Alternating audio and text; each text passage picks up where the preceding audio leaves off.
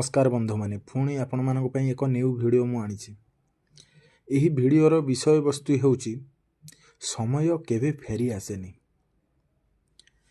मने रखंतु एही दुनिया रे सब किछि पुणी थरी मिली पारे आज्ञा। टंका चाकरी बंधु सुजोग सब किछि मिली परिबो, किंतु गोटे जिनिस केबे भी फेरी आसेनी, से हेउछि समय। प्रत्येक सखाळ तुमको 24 घंटार एक नुआ सुजोग देई थाए। प्रश्न हेउछि तुमे सही समय को स्वप्न पूरण पर व्यवहार करुच कि ना अजथारे नष्ट करुच।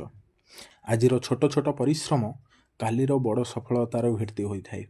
तेणु अन्य मानक सह निजको तुलना करंतु नाही। निजर गतकाली ठारू आज भल हेबाकु चेष्टा करंतु। मने रखंतु सफल लोकंक पाखरे मध्य 24 घंटा थाए एवं आम पाखरे मध्य 24 घंटा थाए। पार्थक्य केवल समयर व्यवहार उपरे होइथाए। आज ठारू गोटे निष्पत्ति नियंतु, समय को सम्मान करंतु, परिश्रम को अभ्यास करंतु एवं निज स्वप्न पई प्रतिदिन गोटे पदक्षेप आगो को बढ़ंतु। कारण आज जो समय को आपण व्यर्थ करूछंती सेही समय काली आपण को खोजिले मध्य पाइबे नाही। धन्यवाद। वीडियोटी भलो लागितले लाइक शेयर एवं सब्सक्राइब करंतु। पुणी देखा नुआ एक वीडियो रे। जय Jagannath. Stay happy, stay safe.